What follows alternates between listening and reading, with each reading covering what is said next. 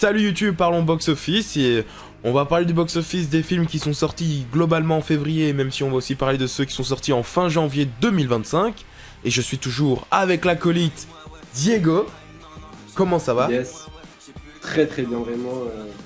J'ai hâte de débriefer ce petit mois de février là. Je sais pas, il y a Fury qui nous dit allez hop, un fail. Ah, Companion du coup est notre premier film. Un truc de science-fiction un peu. Ah merde.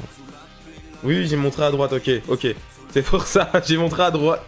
J'ai montré au mauvais côté de l'écran, ok, autant pour moi. En tout cas, comme vous pouvez le voir, le film a rapporté 20 millions de dollars aux États-Unis et 34 millions dans le monde. On est sur un petit film, de toute façon, le budget, maintenant c'est la petite nouveauté d'ailleurs, sur le diaporama, j'ai inscrit le budget. 10 millions de dollars pour ce film, il est plus que rentable. Lui est sorti fin janvier si je ne m'abuse. Hein. Et c'est également le cas de Dogman, qui a lui un budget de 40 millions de dollars. 84 millions aux États-Unis et 114 millions dans le monde, c'est vraiment dommage ce qu'il nous fait, le film, parce qu'il avait très bien commencé, il avait fait un meilleur premier week-end que notamment Le Robot Sauvage, et que les Trolls, par exemple, les Trolls 3, mais malheureusement, il n'a pas atteint un score final aussi haut que eux. C'est assez dommage. Pourquoi? Tu penses que ça doit être l'effet bouche à oreille qui est justement négatif? Est-ce que tu as entendu des retours sur ce film? Aucun, mais je pense qu'on va l'entendre dès qu'il sort en Europe. Après, moi je trouve que c'est pas si... Quand tu regardes le budget, ça va encore, tu vois. Mais c'est sûr que quand tu commences... Après, c'est comme ça aux US, tu vois, si t'as pas vraiment un bouche à oreille vraiment super puissant, ben tu performes plus trop après le premier week-end, quoi. Mais attends, t'es en train de nous dire qu'il est même pas sorti chez nous? Je me suis pas du tout tenu au courant de l'actu de ce film. Non, justement, c'était un peu la blague, hein, comme d'habitude. Il sort en avril chez nous, je pense. Là, je regarde. Ouais, c'est le 9 avril qui sort. Je pense pas que ça va changer grand chose aux chiffres. Hein, en tout cas, c'est pas la Belgique qui va changer grand chose. La France va peut-être rajouter un petit million, mais sans plus, quoi. Est-ce qu'on considère ça comme un flop ou pas? Non, justement, c'est pas un flop pour moi. Ok. Parce que quand tu regardes le budget, il est. Bah, le Worldwide il est à 114, donc c'est quasiment triplé quoi le budget. Donc, ouais, et donc ouais, c'est ça. On va considérer que c'est pas un échec, mais c'est pas non plus un énorme succès parce que quand on regarde ce que DreamWorks a fait par le passé, les dragons, etc., on se dit, bah DreamWorks n'arrive plus à lancer de franchise. Hein. Ils galèrent. Les seuls trucs qui fonctionnent chez eux, bah, c'est les chapeautés qui sont déjà établis, c'est les Shrek, les Kung Fu Panda, etc. Y'a que ça qui fonctionne, quoi. Ouais, bah le Robot Sauvage, il va être franchisé, je pense, hein, y'a moyen. C'est vrai que le Robot Sauvage a fonctionné, et encore, hein, ça a pas non plus fait des énormes chiffres. Récemment est également sorti un nouveau film d'horreur, un nouveau slasher que j'ai vu, d'ailleurs. Budget de 18 millions. C'est Earth Eyes, un nouveau slasher pour la Saint-Valentin, qui n'a fait que 29 millions aux États-Unis et 31 millions dans le monde. Bon, en théorie, c'est censé être un échec, mais moi je trouve que ça va. Parce que il a pas eu un coût marketing super cher, parce qu'on dit souvent qu'il faut doubler. Là, ça m'étonnerait vraiment qu'ils aient mis 18 millions dans le marketing. Donc moi, je pense vraiment que ce film a dû coûter au total genre 23 millions. Et que du coup, il est rentable. Mais en tout cas, ouais, le film est pas trop mal. Et tu sais quoi?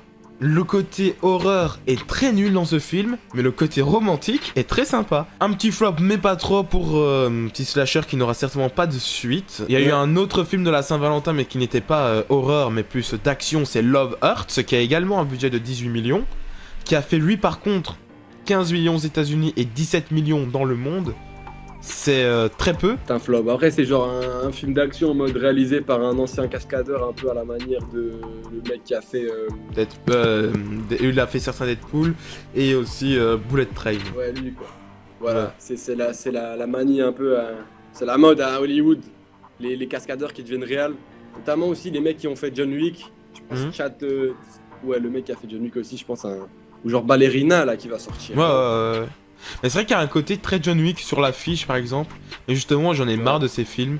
J'ai l'impression que justement depuis qu'il y a eu John Wick, tout le monde veut faire son John Wick en mode l'action, les mêmes images. Il y avait Nobody notamment avec l'acteur de Breaking Bad.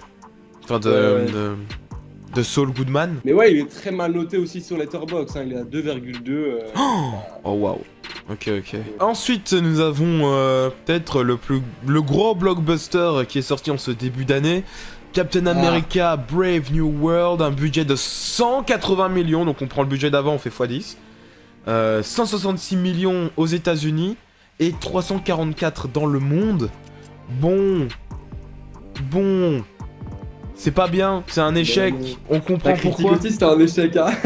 La critique aussi c'était un échec. Ouais non, c'était pas hyper bien ce film, il était quand même un petit peu sympathique, sans plus. Mais je comprends, là il y a la super-héros fatigue qui est un petit peu partout, qui est très dominante, et notamment sur ce film.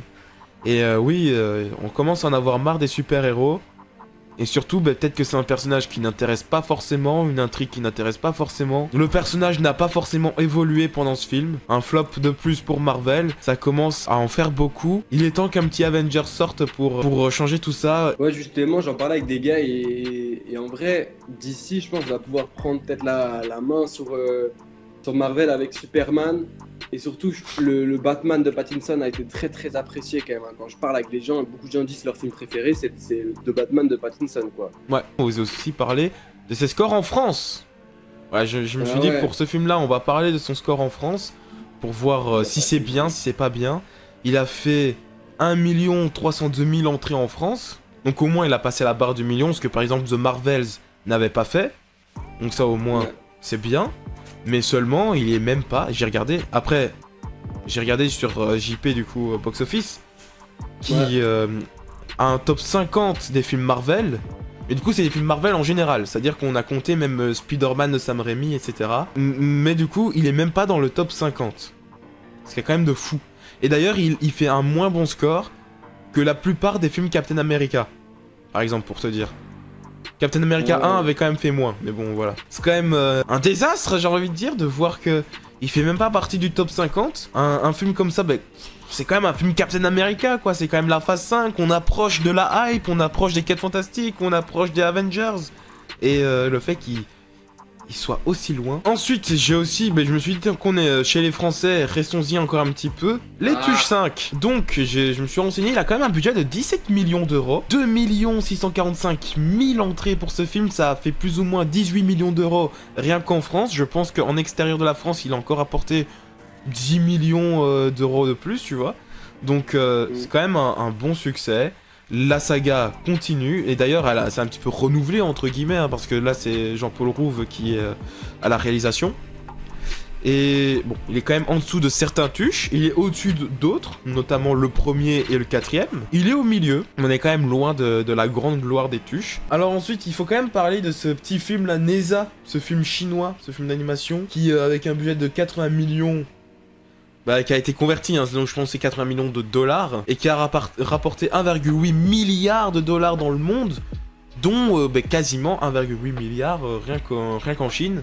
Ça s'est jamais vu, un film qui rapporte autant d'argent sur un seul territoire, donc sur la Chine, et il va peut-être se rapprocher des 2 milliards, fut un temps même certains spéculaient qu'il allait peut-être détrôner Avatar, que ça va être le premier film à rejoindre les 3 milliards.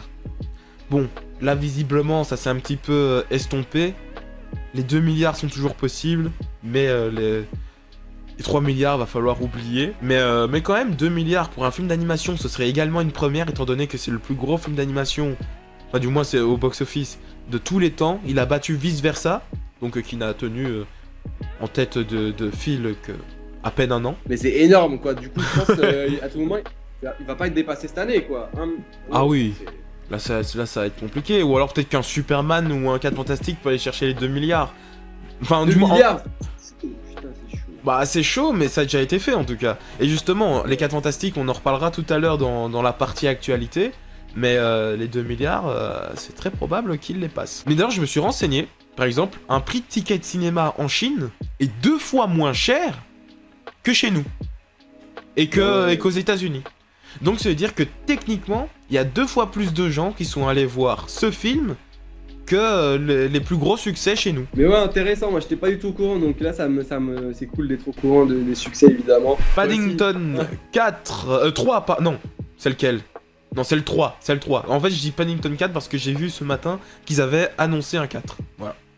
Apparemment, c'est une autre franchise qui fonctionne très bien en Angleterre. Un budget de 75 millions, donc quand même, hein, Paddington, ça coûte. 32 millions aux États-Unis, mais heureusement qu'il y a le monde entier. Heureusement, à mon avis, qu'il y a surtout l'Angleterre.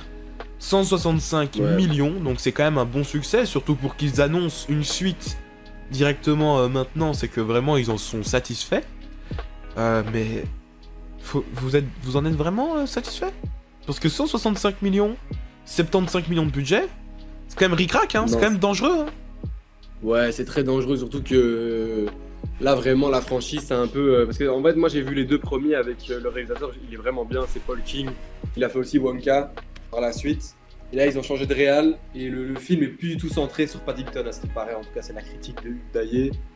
Et que c'est plus un film sur Paddington, c'est un film sur les personnages secondaires. Donc, alors que c'est lui qui faisait le charme de la franchise, tu vois, c'est le petit Paddington avec sa marmelade. Ouais. Qui même ma grand-mère, elle est fan de la franchise. Tu vois. Ah bon? Ah c'est bien ça, c'est drôle. Et justement, là, Webtrotter qui dit Paddington, c'est une star anglaise pur jus. Et c'est vrai que maintenant, Paddington est vraiment entré dans ce panthéon anglais, aux côtés des Mr Bean et Harry Potter. Et justement, j'ai une question, peut-être que vous n'en savez rien, mais est-ce que Paddington c'est un projet original? Ah, bien avant eux. Eh ben voilà, justement, c'était ma question. Est-ce que le premier film Paddington est la première œuvre Paddington, ou alors est-ce que c'est inspiré de quelque chose qui était sorti bien avant, et donc justement, apparemment c'est bien avant eux. Suite à plus d'informations, est-ce que c'était un livre, est-ce que c'était un autre film, une animation? Je suis bien curieux. C'est un livre. C'est un livre? Un livre d'enfant, tu vois, genre comme ça, avec les dessins et tout, avec le petit texte en dessous. 1958. En tout cas, nous avons un dernier film, si je ne me trompe pas. Hein. Un budget de 11 millions pour The Monkey, qui apparemment est de la merde. Il se fait taper dessus, le petit singe de Stephen King. Ouais, réalisé par Os Perkins. Mais c'était le mec un peu prétentieux à ce type... qui avait fait en juillet là, comment ça s'appelle avec Nicolas Cage, Longlegs, qu'il avait fait le School. Ah, Longlegs, ok. 26 millions aux États-Unis, 34 millions dans le monde. Bon, finalement, c'est un petit score. Peut-être qu'on pouvait s'attendre à beaucoup plus de la part d'un projet tel que celui-là. Mais au moins, il est rentable. Alors, vous allez me dire, il est sorti il y a pas longtemps, The Monkey. Il y a quoi, 2 semaines? Ouais. Donc il a encore le 26 février chez nous en tout cas. Il a encore le temps de grappiller un petit peu quelques dollars, mais sans plus. Mais donc voilà ce qui referme notre Parlons Box Office et donc cette vidéo YouTube. N'hésitez pas à liker, à partager, à commenter et on se retrouve peut-être le mois prochain pour à nouveau parler de box office. Ciao ciao.